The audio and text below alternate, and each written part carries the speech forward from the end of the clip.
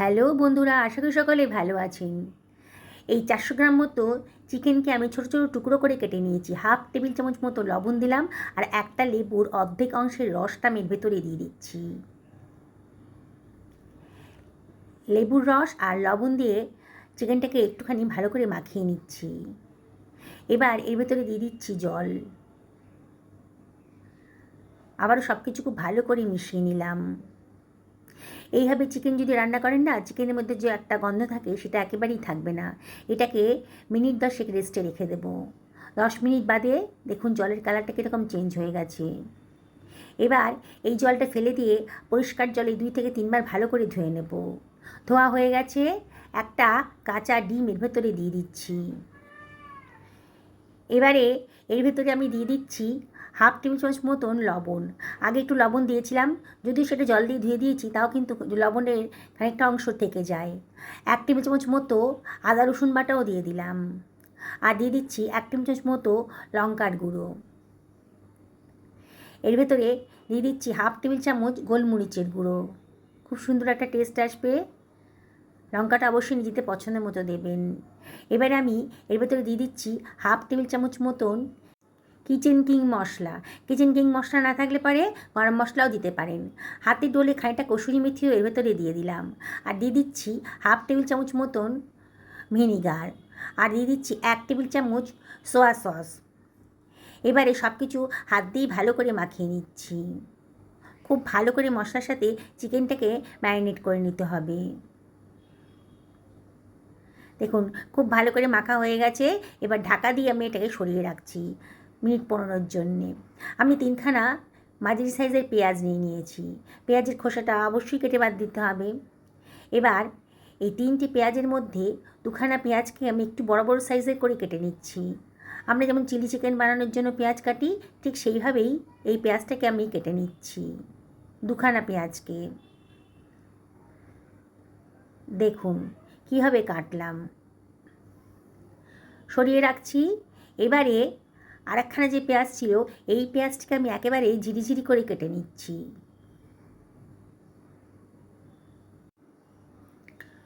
একেবারে ঝিরিঝিরি করে কাটা হয়ে গেছে, এটাকে আমি সরিয়ে রাখলাম। আমি 2 বাটি ময়দা নিয়ে নিয়েছি, আর এখানে দিয়ে দিচ্ছি হাফ বাটি পরিমাণ সুজি, আর এর ভেতরে আমি দিয়ে দেব 1 টেবিল চামচ লবণ দিয়ে দিলাম, আর এর ভেতরে দিয়ে দিচ্ছি 1 টেবিল চামচ গোটা জিরে, হাফ টেবিল চামচ কালো জিরেও দিয়ে দিলাম, আর হাফ টেবিল চামচ লঙ্কার গুঁড়োও দিয়ে দিয়েছি। এর ভেতরে 1 টেবিল চামচ চাট মশলা দিলাম, খুব সুন্দর একটা টেস্ট আসবে, আর 2 টেবিল চামচ সাদা তেলও দিয়ে দিচ্ছি। ময়ামটা খুব ভালো করে মিশিয়ে নেব ময়দার সাথে। খুব ভালো করে মেশানো হয়ে গেছে যখন, তখন আমি এর ভেতরে দিয়ে দিলাম চিনি, 1 টেবিল চামচ মতো চিনিও দিয়ে দিলাম। চিনিটা অপশনাল, তো দিলে পরে কিন্তু পরোটাটার খুব ভালো একটা টেস্ট আসবে। আবারও সব কিছু খুব ভালো করে মিশিয়ে নিচ্ছি। এবারে অল্প অল্প জল দিয়ে আমি একটা ডো বানিয়ে নেব।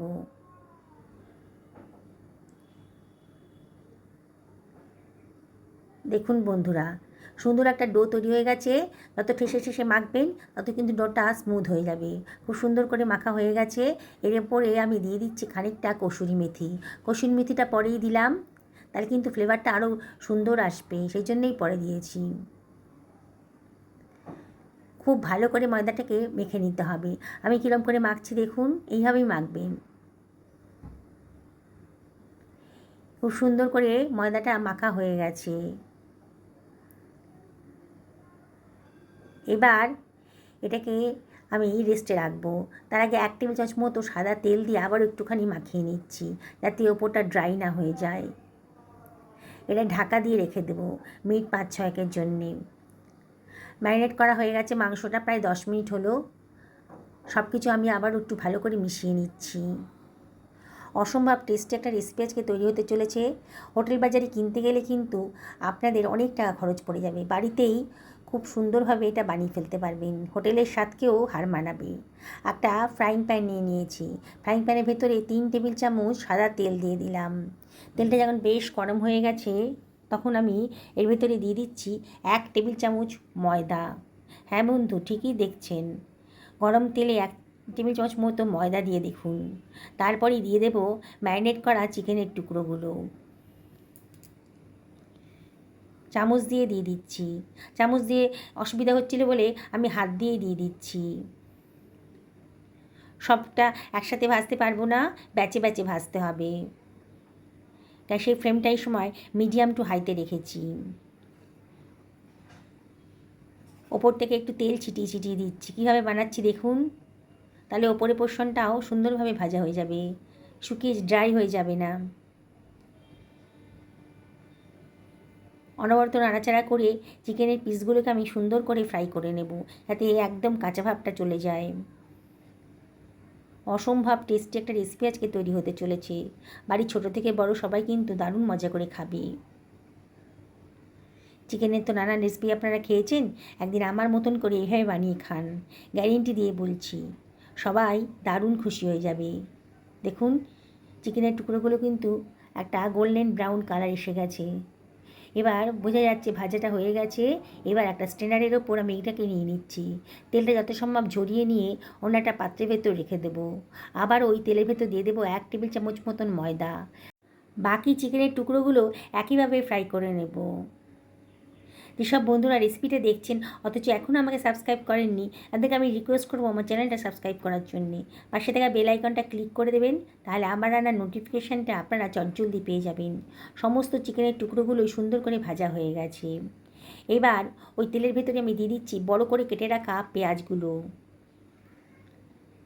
এবার পেঁয়াজটাকেও আমি হালকা করে ফ্রাই করে নেব, খুব বেশি ভাজবো না। পেঁয়াজের কাঁচা ভাবটা চলে গেলেই হবে। গ্যাসের ফ্লেমটা হাইতেই রেখেছি, আর অনবরত কিন্তু নাড়াচাড়া করতে হবে। দেখুন, মিনিট খানেকের মধ্যেই কিন্তু পেঁয়াজের কালারটা চেঞ্জ হয়ে গেছে, পেঁয়াজটা একটু নরম হয়ে গেছে। এবার তেলটা যত সম্ভব ঝরিয়ে নিয়ে অন্য একটা পাত্রের ভেতর রেখে দিচ্ছি। ওই তেলের ভেতরেই 1/4 টেবিল চামচ গোটা জিরে দিয়ে দিলাম। জিরাটাকে একটুখানি ফ্রাই হতে দেব। তারপর দিয়ে দিচ্ছি খানিকটা রসুনের কুচি। রসুনের কুচিটাও খুব ভালো করে ফ্রাই করে নেবো। গ্যাসের ফ্লেমটা হাইতেই রেখেছি, আর মাঝে মাঝে একটু নাড়াচাড়া করে দিতে হবে। তারপরে এর ভেতরে আমি দিয়ে দিচ্ছি ঝিরি করে কেটে রাখা পেঁয়াজ কুচোনোটা। এর ভেতরে 1/4 টেবিল চামচ লবণও দিয়ে দিলাম। দিয়ে ভালো করে সব কিছু মিশিয়ে নিচ্ছি। গ্যাসের ফ্লেমটা মিডিয়াম টু হাইতে রেখেছি, আর মাঝে মাঝে একটু নাড়াচাড়া করে দিতে হবে। এবার এর ভেতর দিয়ে দিচ্ছি 1 টেবিল চামচ অ্যাপেল সাইডার ভিনিগার আর 2 টেবিল চামচ সোয়া সস। আপনাদের কাছে অ্যাপেল সাইডার ভিনিগার যদি না থাকে তাহলে হোয়াইট ভিনিগারও দিতে পারেন। সব কিছু আবার ভালো করে মিশিয়ে নিলাম। 1/2 টেবিল চামচ কাশ্মীরি লঙ্কার গুঁড়ো দিয়ে দিয়েছি কালারের জন্যে, দারুণ সুন্দর একটা কালার আসবে। সব কিছু আবারও খুব ভালো করে মিশিয়ে নিচ্ছি। মিনিট 2 ভালো করে মশলাটা কষানোর পর ভেজে রাখা চিকেনের টুকরোগুলো আমি এর ভেতরে দিয়ে দিচ্ছি। দিয়ে আবারও সব কিছু খুব ভালো করে মিশিয়ে নেব। গ্যাসের ফ্লেমটা মিডিয়াম টু লোতে রেখেছি, আর সব কিছু খুব ভালো করে মিশিয়ে নিচ্ছি। একেবারে নতুন ধরনের নতুন স্বাদের একটা রেসিপি আজকে তৈরি হতে চলেছে। কতগুলো কাঁচা পাকা লঙ্কাও দিয়ে দিলাম, যদি কেউ ঝাল পছন্দ করেন তাহলে খেতে পারবেন। লম্বা লম্বা সরু করে কেটে রাখা খানিকটা আদা কুচিও দিয়ে দিলাম, আর দিয়ে দিচ্ছি 1 টেবিল চামচ মতন জল। দিয়ে সব কিছু আবারও খুব ভালো করে মিশিয়ে নিচ্ছি। যেসব বন্ধুরা ফেসবুক থেকে রেসিপিটা দেখছেন তাদেরকে আমি রিকোয়েস্ট করব আমার পেজটা ফলো করার জন্যে। এর ভেতরে আমি দিয়ে দেব 1.5 টেবিল চামচ টমেটো কেচাপ, আর 1 টেবিল চামচ শেজওয়ান সস। হাতের কাছে শেজওয়ান সস থাকলে পরে দেবেন। 1 টেবিল চামচ গোলমরিচের গুঁড়োও দিয়ে দিলাম, দারুণ সুন্দর একটা টেস্ট আসবে। এবার ভেজে রাখা পেঁয়াজটাও দিয়ে দিলাম। দিয়ে সব কিছু আবারও খুব ভালো করে মিশিয়ে নিচ্ছি। গ্যাসের ফ্লেমটা লোতেই রেখেছি। প্রথমে খুব ভালো করে মিশিয়ে নেব। দেখছেন তো কত অল্প সময়ে অসম্ভব টেস্টি একটা রেসিপি তৈরি হয়ে গেল। 1 টেবিল চামচ মতো জলও দিয়ে দিলাম। দিয়ে এটাকে ঢাকা দিয়ে মিনিট 2-3 রান্না করে নেব, তাহলে চিকেনটা খুব জুসি হবে। আবারও ঢাকা তুলে একটু নাড়াচাড়া করে নিচ্ছি। একদিন অবশ্যই এরকম করেই রান্না করে দেখবেন। বললাম তো, এই স্বাদ ভুলতে পারবেন না। 1/2 টেবিল চামচ মতো লবণও দিয়ে দিলাম, টেস্ট করে দেখছিলাম লবণটা একটু কম লাগছিল। 1 টেবিল চামচ মতো মধুও দিয়ে দিলাম। মধু যদি না থাকে বাড়িতে তাহলে চিনি দিতে পারেন, তো এটাও অপশনাল, পছন্দ না হলে বাদ দিয়ে দেবেন। এবার গ্যাসের ফ্লেমটা অফ করে দিয়েছি, আর একটা লেবুর অর্ধেক অংশের রস আমি এর ভেতরে দিয়ে দিচ্ছি, দিয়ে সব কিছু খুব ভালো করে মিশিয়ে নিচ্ছি। দেখছেন তো বন্ধুরা, কত অল্প সময়ে অল্প খরচে অসম্ভব টেস্টি একটা রেসিপি আজকে তৈরি হয়ে গেল। এবার এটাকে আমি একটা সার্ভিং প্লেটে সার্ভ করে দিচ্ছি। দেখুন কতটা লোভনীয় হয়েছে, দেখেই কিন্তু মন চাইবে খেতে। দেখুন, একবার যদি বানিয়ে খান না, বারে বারে কিন্তু আপনাদের বানিয়ে খেতে ইচ্ছা করবে। এর সাথে খাওয়ার জন্য যে পরোটাটা বানাচ্ছিলাম সেটা কিন্তু প্রায় 10 মিনিট হলো রেস্টে রেখেছি। দেখুন কতটা স্মুথ হয়ে গেছে, একেবারে নরম হয়ে গেছে। আবারও একটু ঠেসে ঠেসে মেখে নেব। এবার এর থেকে আমি লেচি কেটে নিচ্ছি। খুব বেশি বড়ও করবো না লেচিগুলো, খুব বেশি ছোটও হবে না। এইভাবে সমস্ত লেচিগুলো আমি কেটে নিলাম, তাহলে বেলতে সুবিধা হবে। একটা লেচি নিয়ে চাকির উপরে গোল করে বেলে হাত দিয়ে ঠেসে ধরে তার মধ্যে অল্প তেল দিয়ে এটাকে আমি গোল করে বেলে নিচ্ছি। দেখুন বন্ধুরা, কত সুন্দর টেস্টি একটা পরোটার রেসিপিও আজকে আপনাদের সাথে শেয়ার করছি। গোল মতন করে এটাকে বেলে নিলাম, তারপরে 1/4 টেবিল চামচ মতো তেল দিয়ে দিচ্ছি, 1 চিমটা জোয়ানও এরপরে দিয়ে দিচ্ছি, অসম্ভব টেস্টি হবে। তারপরে সামান্য একটুখানি ময়দাও ছিটিয়ে দিলাম, দিয়ে একটা ফোল্ড করে দিলাম, আবারও সাইড দিয়ে একটা ফোল্ড করে নিয়েছি। আজকে পরোটাটা তিকোণ আকারের হবে, গোলই হোক বা তিকোণ আকারই হোক, টেস্ট কিন্তু অসম্ভব টেস্টি। পরোটাগুলো খুব বেশি পাতলাও হবে না আর খুব বেশি মোটাও হবে না। এইভাবে আমি কতগুলো পরোটা বেলে ভেজে নেব। সবগুলো আর ভাজবো না, পরিবারের যখন যখন খেতে আসবে মেম্বাররা তখনই ভেজে দেবো গরম গরম। আমি একইভাবে কয়েকটা পরোটা ভেজে নিচ্ছি, তৈরি করে ভেজে নিচ্ছি। দেখুন তো বন্ধুরা, রেসিপিটা বানানোটা কতটাই সোজা। একবার দেখলে পরে আপনাদের বানাতে ইচ্ছা করবে। আর গ্যারেন্টি দিয়ে বলছি, একবার যদি বানিয়ে খান না, তাহলে কিন্তু অন্য কোনো পরোটা আর খেতে ইচ্ছা করবে না।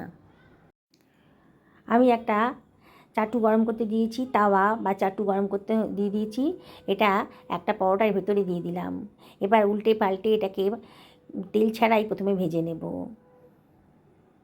এবার সামান্য একটু তেল ওপরে দিয়ে দিচ্ছি, দিয়ে আবার ওটাকে উল্টে দিচ্ছি। আবারও অপর পিসটাতেও সামান্য একটু তেল দিয়ে দিলাম, এই 1/4 চামচ মতন। এবার চেপে চেপে ভালো করে ধরছি। দেখুন পরোটাগুলো কতটা ফুলে উঠেছে, কতটা লেয়ার যুক্ত হচ্ছে। আমার ভাজা হয়ে গেছে, বাকি পরোটাগুলোও আমি একইভাবে ভেজে নেব।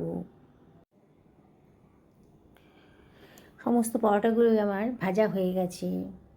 এবার একটা সার্ভিং প্লেটে এটাকে আমি সার্ভ করে দিচ্ছি।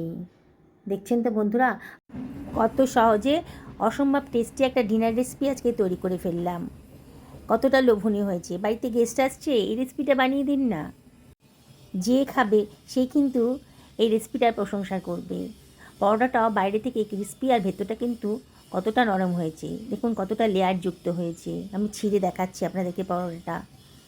একদিন অবশ্যই বাড়িতে বানিয়ে ফেলুন, এটাই আমি আপনাদের কাছে একান্ত রিকোয়েস্ট করব। সুস্থ থাকুন, ভালো থাকুন, এই কামনা করে আজকের ভিডিওটা এখানে শেষ করছি। নমস্কার নেবেন।